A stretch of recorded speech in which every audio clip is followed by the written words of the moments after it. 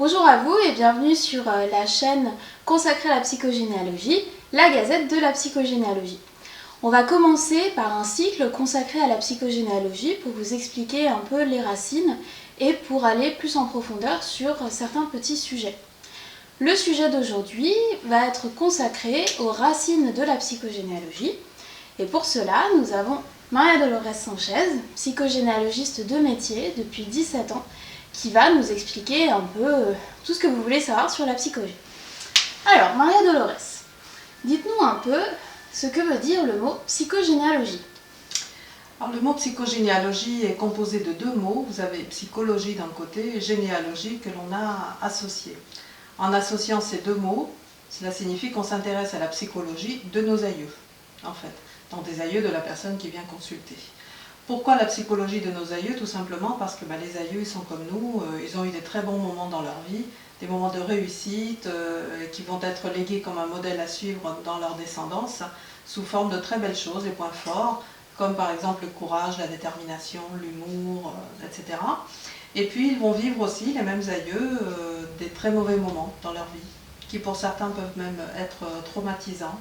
Et de la même manière, ces mauvais moments vont se répercuter dans toute la descendance, en forme de points faibles.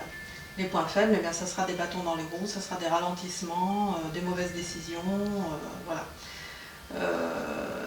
Donc comme la psychogénéalogie, il s'agit vraiment d'écouter, de rechercher par la psychologie les histoires de nos aïeux, eh bien, la psychogénéalogie intègre toutes les sciences humaines qui ont précédé. Lesquelles par exemple?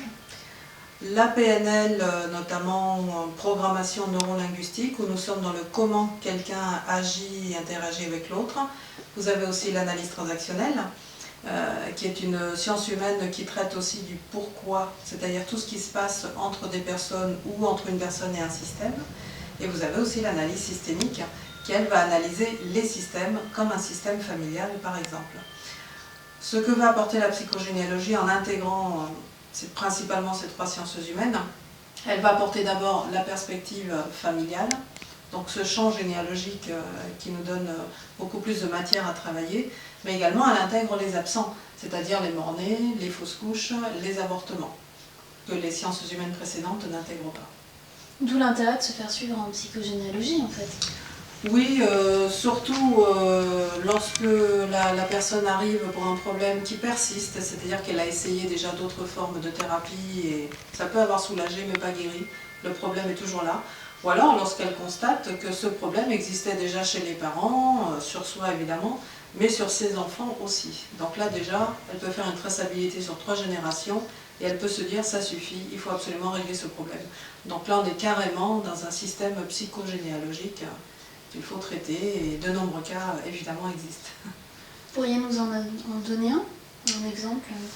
Oui, un qui était assez frappant de mes patientes qui avaient une quarantaine d'années, qui était très brune et très mate de peau, vient me voir parce qu'elle avait un vitiligo depuis une vingtaine d'années. Alors ce vitiligo, c'est une maladie qui blanchit la peau par taches, en fait. Et chez elle, qui avait une peau très mate et très brune, ça se voyait vraiment... Surtout qu'elle en avait autour des lèvres, ici, ça lui faisait comme des grandes lèvres blanches. Elle en avait sur les mains, ça faisait comme des gants, les mains étaient toutes blanches et ça s'arrêtait net au poignet. Et aussi sur le visage et ici sur la poitrine, comme des éclaboussures en fait. Donc ce qui pour elle était terrible, surtout en été, parce qu'elle bronzait évidemment très facilement et ça se voyait beaucoup.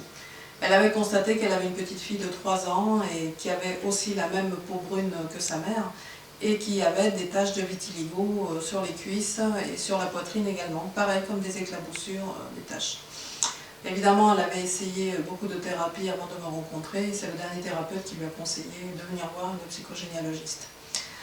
Donc nous sommes remontés dans la première branche sous hypnose, puisque j'utilise une technique hypnotique pour remonter les mémoires familiales, c'est beaucoup plus rapide et facile. Et nous étions remontés à une histoire qui se situait à l'ère napoléonienne, au moment de la campagne d'Égypte, et où un des soldats, donc un grognard, qui était l'aïeul de ma patiente, estimait que vraiment Napoléon était sanguinaire et il avait voulu le renverser. Donc il avait monté comme ça un petit groupe rebelle contre Napoléon, sauf que la rébellion n'avait pas marché. Et Napoléon, pour le punir, lui avait tranché les 2 mains à la hache. Et donc effectivement, c'était quelque chose d'assez terrible et nous avons compris immédiatement, parce qu'en tranchant les deux mains à la hache, il y a eu des éclaboussures de sang. Il avait hurlé, enfin bon, bien sûr. Donc on a compris tout de suite avec ma patiente pourquoi son vitiligo s'arrêtait ici net aux deux poignets et les éclaboussures sur le visage et sur la poitrine. Bon, on avait soigné tout ça, enfin ça fait partie de la technique. Et lorsque je l'ai revue un mois après pour la deuxième séance, c'est-à-dire côté mère, ça se passait côté père, déjà elle m'avait dit qu'elle avait constaté qu'une semaine après la séance sous hypnose, sur la petite, les taches avaient disparu. Donc elle avait une peau mate uniforme. Et sur elle-même, moi-même j'avais pu constater que les taches les plus récentes qui étaient ici sur la poitrine et un petit peu sur le visage avaient disparu aussi. Les autres taches plus anciennes qui dataient de 20 ans commençaient à brunir légèrement pour gagner un peu la couleur de la peau par ailleurs. Mais bon, on voyait quand même ces taches-là encore. Donc on a fait la deuxième séance sous hypnose, côté mère, et là on était tombé sur des mémoires de soldats qui vraiment aimaient torturer des enfants particulièrement, et donc ils leur faisaient des sévices de toutes sortes. Et donc ils racontaient tout ça sous hypnose, donc on a calmé tout ça, on a guéri tout ça, et on a terminé cette séance-là. Bon, c'est vrai que ma patiente était un petit peu secouée, mais voilà. Et quand je l'ai revue à la séance bilan, la dernière séance, bien écoutez, j'ai pu constater qu'elle n'avait plus rien. C'est-à-dire qu'elle avait une peau mate uniforme de partout. Sur sa fille, ça persistait. Et apparemment, comme ça doit faire 3-4 ans que je l'avais suivie pour ce problème de vitiligo qu'elle ne m'a pas rappelé, j'imagine que tout va bien. Sinon, elle m'aurait rappelé tout de suite, si les taches étaient réapparues. C'est assez impressionnant. Oui, les séances étaient impressionnantes et elle était impressionnée aussi parce que ça faisait 20 ans qu'en fait elle avait traité ce problème de diverses formes et manières, et voilà, elle n'arrivait à aucun résultat. Incroyable. Ouais. Bon, bah merci pour cette première vidéo.